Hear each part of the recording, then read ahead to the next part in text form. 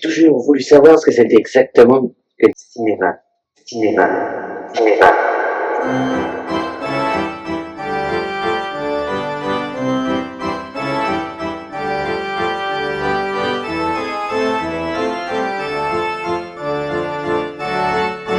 Ne fais pas l'idiot, Alphonse.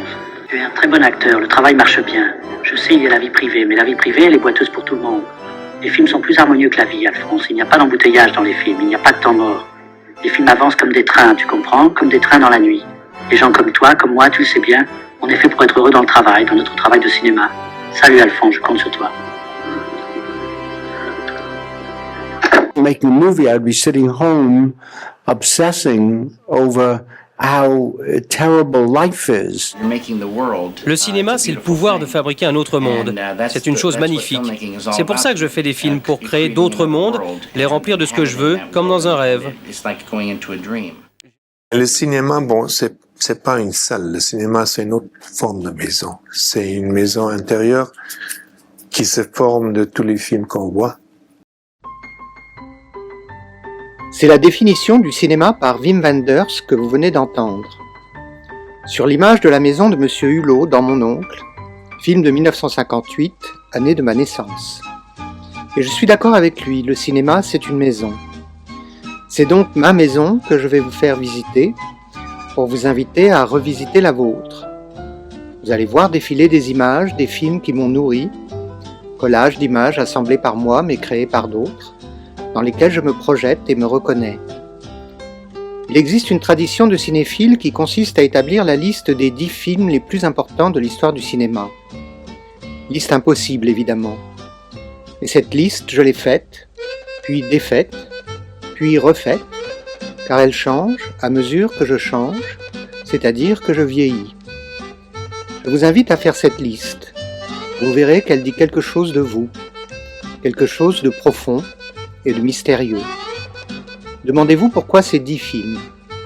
Que vous ont-ils dit? Que vous ont-ils montré? Que vous ne pouviez pas voir autrement que par le cinéma? Pourquoi cela parmi des milliers d'autres que vous avez vus au cours de votre vie? Cette liste subjective, c'est vous. Pour Woody Allen, le cinéma aide à oublier la difficulté d'être au monde. Pour David Lynch, c'est le pouvoir de créer d'autres mondes. Monsieur Lang, on est prêt. Merci. Silence, on tourne. Silenzio si gira. Silenzio. Camera. Moteur. Motore. Partito. Jack. Odissea 14702 prima. Avanti. Azione. Travelling. Carello.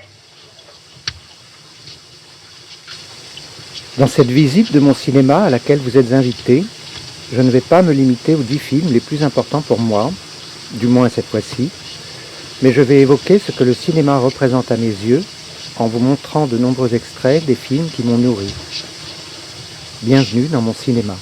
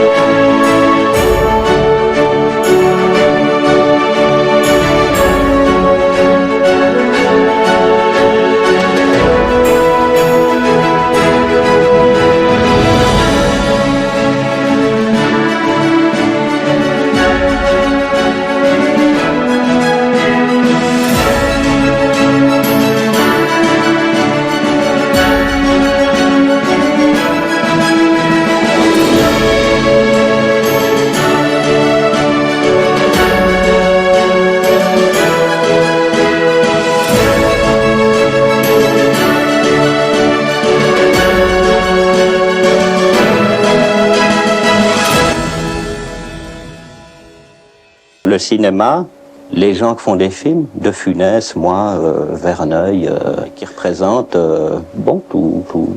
quelque chose de l'amour sous cette forme. Et c'est ça qu'on a apporté. Dans l'amour du cinéma, il y a quelque chose de l'amour de la vie.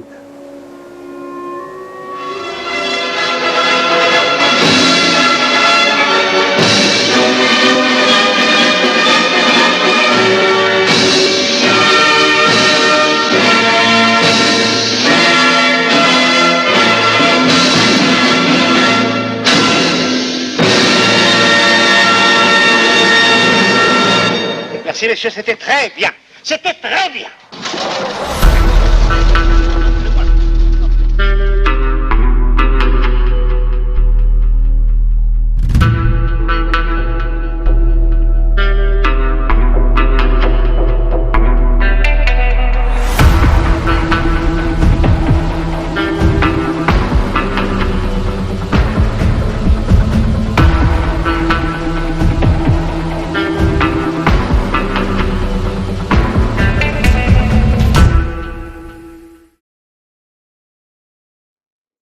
Tout commence par une projection dans une salle du Grand Café à Paris, près de l'Opéra, un soir de décembre 1895.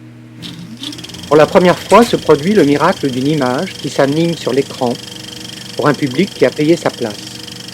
Les ouvriers sortent de l'usine des Frères Lumière à Lyon. La magie du cinéma, c'est peut-être tout d'abord, tout simplement, un monde qui surgit dans l'obscurité grâce à la lumière, grâce aux Frères Lumière. Autrement dit, que les lumières soient et la lumière fut.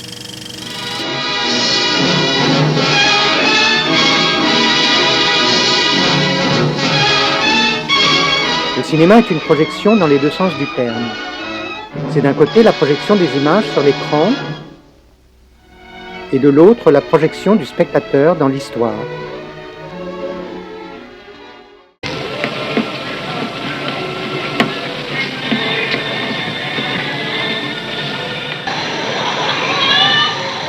C'est peut-être ce que François Truffaut représente lorsqu'il met le petit Antoine Doinel dans une sorte de zootrope géant, ce drôle de jouet qui donnait l'illusion du mouvement 60 ans avant l'invention du cinéma.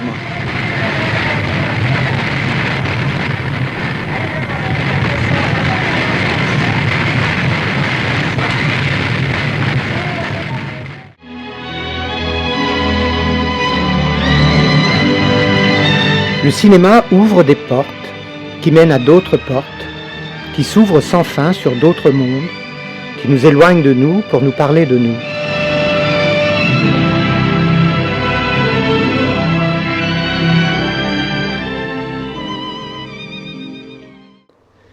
Qui n'a pas eu un jour le désir de traverser le miroir et d'entrer dans l'écran pour y découvrir ce qui n'est pas possible de voir dans le monde visible? L'évolution du cinéma nous mène tout naturellement au monde virtuel, à l'immersion totale, au désir naturel d'être au cœur de l'image, plongé dans un monde qui s'accorde à nos désirs, comme disait André Bazin, l'un des fondateurs des Cahiers du cinéma.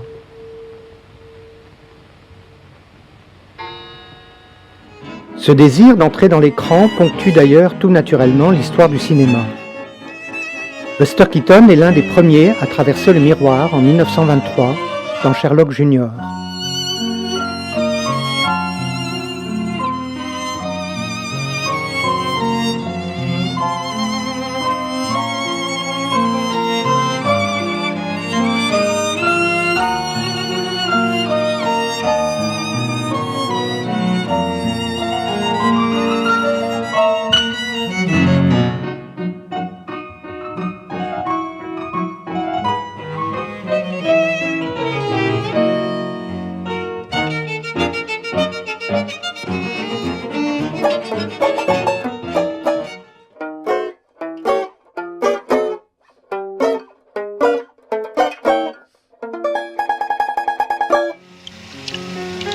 Jean-Luc Godard en proposera une variation drôlatique dans son film de 1962, Les Carabiniers, avec cette scène burlesque qui met en scène un jeune homme qui découvre le cinéma pour la première fois et se laisse prendre au piège de l'illusion.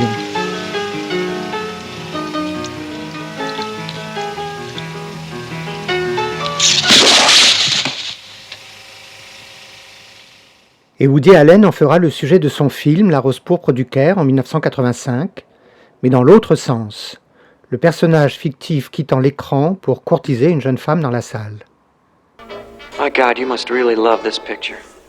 Me? You've been here all day, and I've seen you here twice before. You mean me? Yes, you. This is the 5th time you're seeing this. Henry, come here, quickly. I gotta speak to you. Listen, old sport, you're on the wrong side. Tom, get back here. We're in the middle of a story. I have a look around. You go on without me. We can't continue Who with are the you? story. C'est Cecilia. Ces va-et-vient entre la fiction et le réel nous rappellent sans cesse que la fiction est un miroir du réel, et comme aimait à le rappeler Cocteau, les miroirs réfléchissent trop, et l'art est un mensonge qui dit la vérité. Mensonge en effet, car le cinéma est une illusion. Une illusion que nous acceptons comme une réalité le temps de la projection, et qui se plaît souvent à nous le rappeler, comme dans cette célèbre scène de Max Linder, le comique français que Charlie Chaplin reconnaissait comme son maître, repris par les Marx Brothers dans La soupe au canard.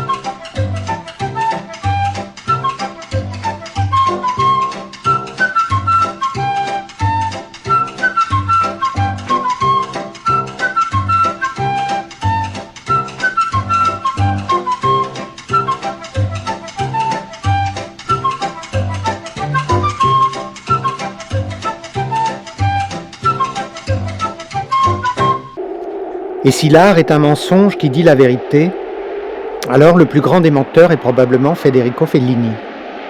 Chez lui, la mer est une mer de plastique, une mer imaginée, fantasmée, à ses yeux plus vraie que la vraie mer, et qu'il expose en tant qu'artifice. Dans le monde qu'il a inventé en studio et mis sur l'écran, tout est faux, et Fellini veut que nous en ayons conscience à chaque instant, à chaque image.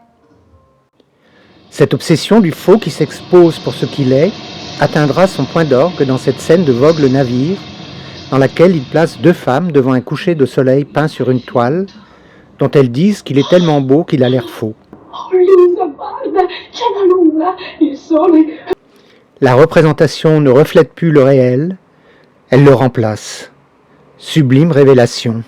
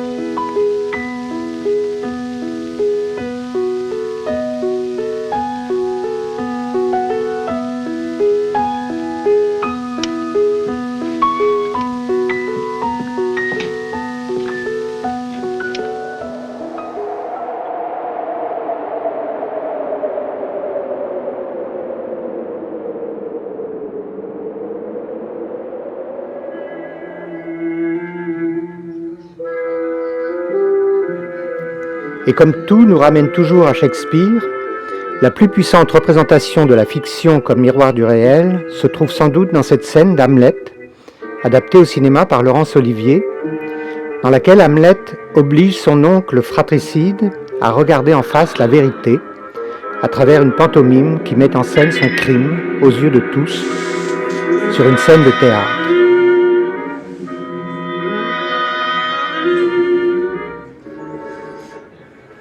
Le roi hurle alors qu'il veut de la lumière, se sachant dès lors condamné aux ténèbres.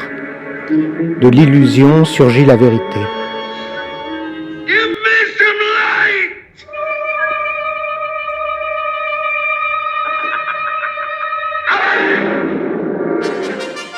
La scène du théâtre de Shakespeare était elle-même construite de façon à effacer la limite entre le réel et l'illusion. Il y a de cela 400 ans. Elle s'avançait dans le public, installant ainsi une zone poreuse entre la fiction et la réalité, entre le public et les acteurs, entre la scène du théâtre et la scène du monde. Ce qui compte, voyez-vous, c'est des êtres qui sont comme nous, qui sont là, qui marchent, et nous marchons aussi. Alors le public se mélange avec ces êtres. C'est ça le cinéma.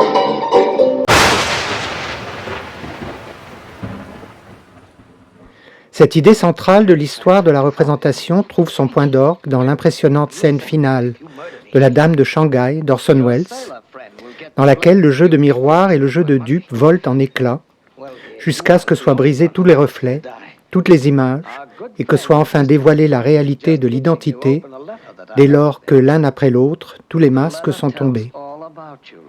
Ne reste plus que le réel et la mort.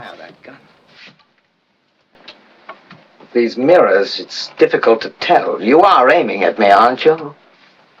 I'm aiming at you, lover. Of course, killing you is killing myself. It's the same thing. But you know, I'm pretty tired of both of us.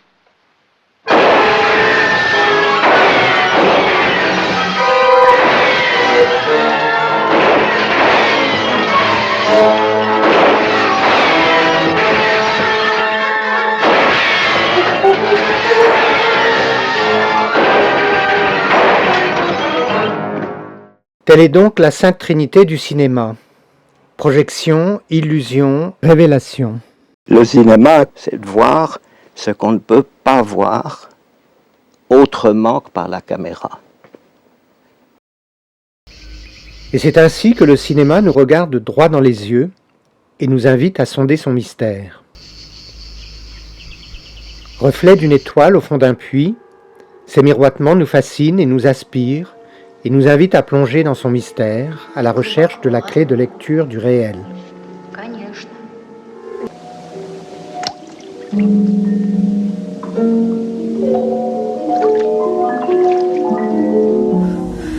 C'est la boîte bleue de Mulholland Drive de David Lynch, cœur secret d'un des films les plus hypnotiques et énigmatiques de l'histoire du cinéma, archétype du film où rêve et réalité se confondent pour mieux sonder les apparences. Qu'y a-t-il dans cette boîte qui semble engloutir cette femme et les spectateurs, engloutir le film tout entier ?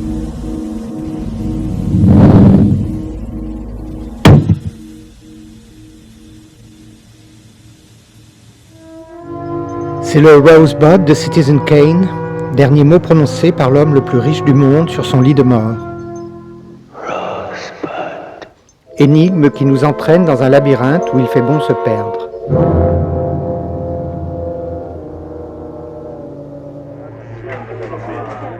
Tel Monsieur Hulot dans Playtime, à la recherche de quelque chose qui nous échappe en permanence et qui nous ravit cependant, tel James Stewart dans Vertigo, entraîné dans un dédale de trompe-l'œil, nous sommes sans cesse ramenés dans le labyrinthe à la recherche de nouveaux signes, afin d'y voir un peu plus clair dans cette existence dont le sens nous échappe, ou que nous ne voulons peut-être pas voir, car il nous effraie, telle la bête devant la belle, qui ne peut supporter sa vision, car elle le renvoie à sa condition de bête.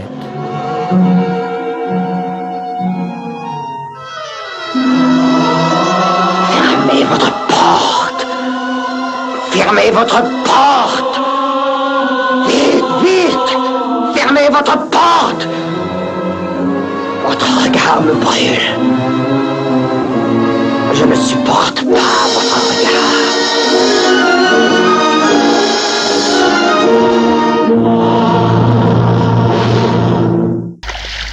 Qu'est-ce que je peux faire? Je sais pas quoi faire. Qu'est-ce que je peux faire? Je sais pas quoi faire. Qu'est-ce que je peux faire? Je sais pas quoi faire. Non, j'écris.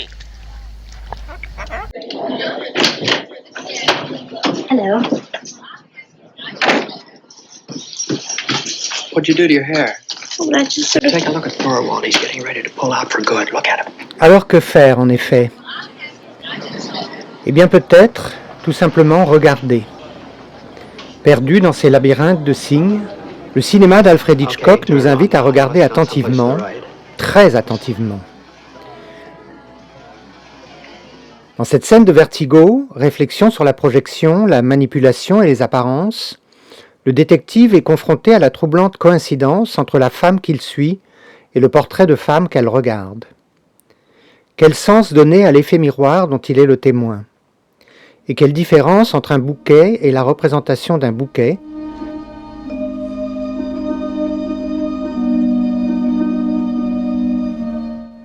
Quel supplément de vérité ou quelle falsification potentielle dans un chignon peint par rapport à un chignon réel?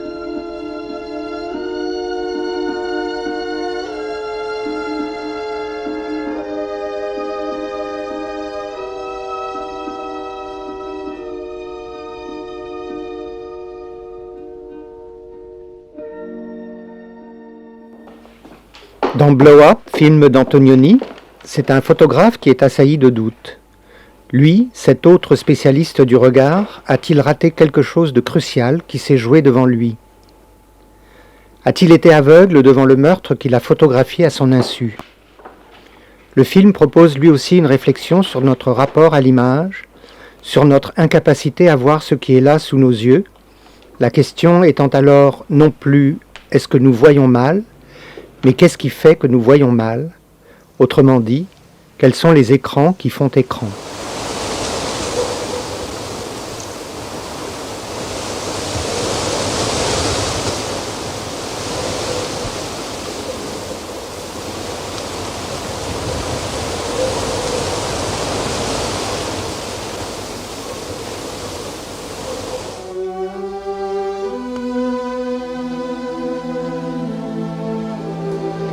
C'est cette même question que creuse Hitchcock dans Vertigo. Pourquoi le détective se laisse-t-il prendre au piège de l'image? Qu'est-ce qui le rend aveugle? Réponse dans cette scène où le profil de cette femme sublime devient le centre de son monde, éclipsant le reste de l'univers.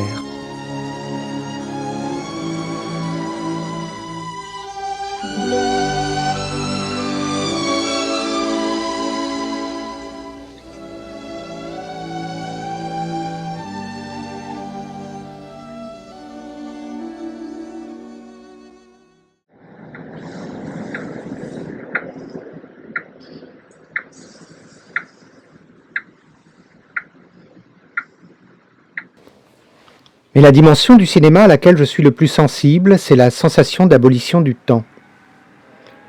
Le cinéma est à mes yeux une sorte de machine à voyager dans le temps, et cela à plusieurs niveaux. Tout d'abord parce que dans l'obscurité de la salle de cinéma, mon temps disparaît, remplacé par un autre, celui du film.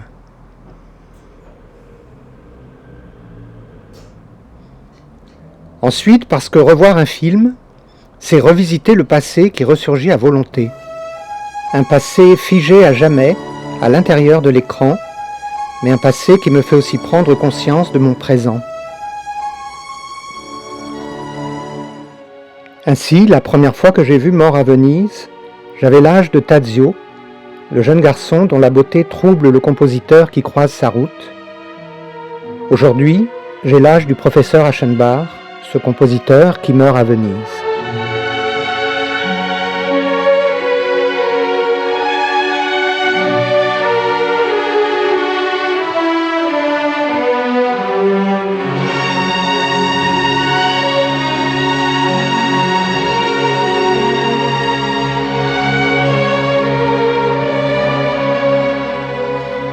Abolition enfin parce qu'avec le cinéma, la mort a cessé d'être absolue.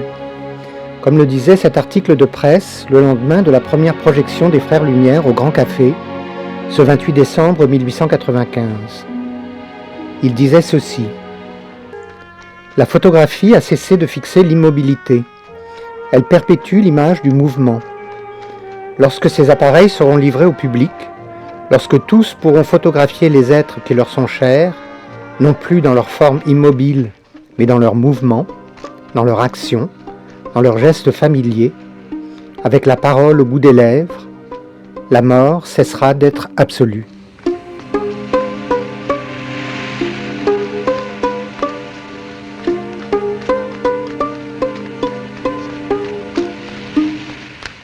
Et c'est ainsi que Jean-Pierre Léaud sera Antoine Doinel pour l'éternité, courant sur une plage, dans la candeur de ses 14 ans, fixé sur l'écran pour toujours.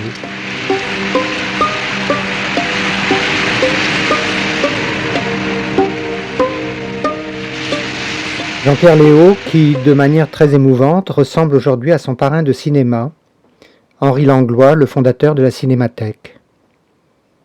Henri Langlois qui dit lui-même « J'ai voulu montrer, comment voulez-vous, les ombres des vivants se mélangeant avec les ombres des morts. » C'est ça le cinéma.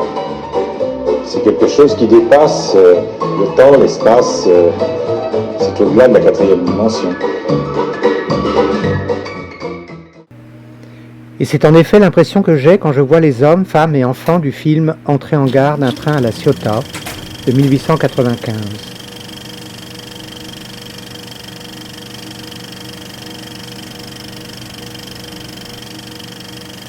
Certains pensent « c'est triste, tous ces gens sont morts ».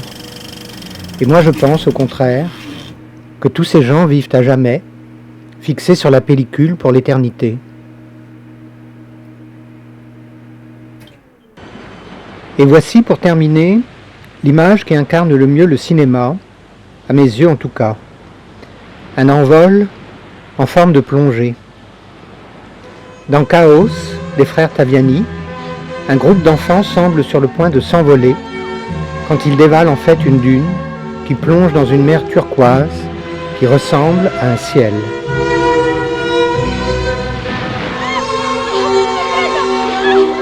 Un moment de grâce, d'une étrange pureté, d'une belle simplicité.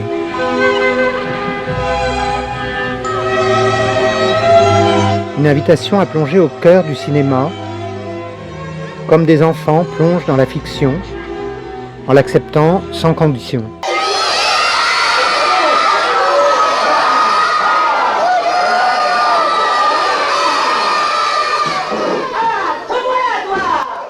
Fiction qui nous fascine et nous aspire, tels les papillons attirés par la lumière, jusqu'à disparaître dans l'écran, à l'image de Gloria Swanson dans Boulevard du Crépuscule, star du passé, absorbée par sa propre image. You see, this is my life. It always will be. There's nothing else. Just us. And the cameras. And those wonderful people out there in the dark. All right, Mr. DeMille, I'm ready for my close-up.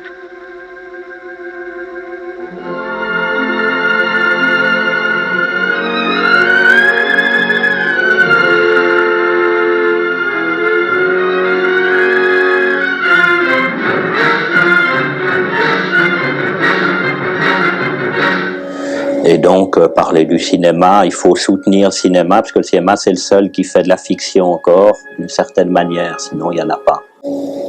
Ben, ils ont quelque chose qui, pour moi, est entre l'amour et le travail. Il y a une certaine manière de mêler les deux, qui fait que c'est un métier, effectivement, de rêve. Ça fait toujours rêver les gens, le cinéma. Ils ne savent pas ce que c'est, mais ils croient le savoir. Et ça fait rêver. Oui, le cinéma fait rêver, tel le paquebot Rex qui passe dans la nuit d'Amarcord de Fellini, porteur de toute la lumière et de tous les rêves. Eccolo! Babbo! Babbo! Il Rex! Il Rex! Viva il Rex, la più grande realizzazione navale del regime! Rappresento il podestà! Vi auguro buon viaggio! Viva l'Italia! Com'è? Com'è?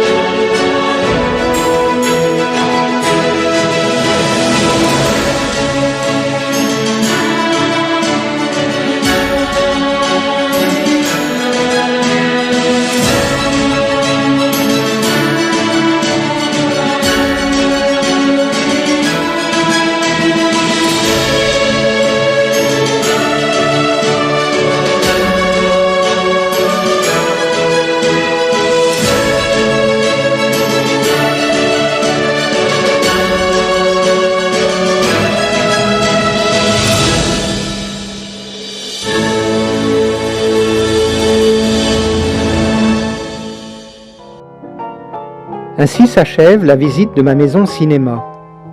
Cette maison a 66 ans, mais le cinématographe a 130 ans. Alors n'oublions pas que le meilleur endroit pour jouir pleinement du cinéma, ce sera toujours la salle de cinéma, où vous pouvez vous rendre par le métropolitain ou en vélocipède. Vive le cinématographe!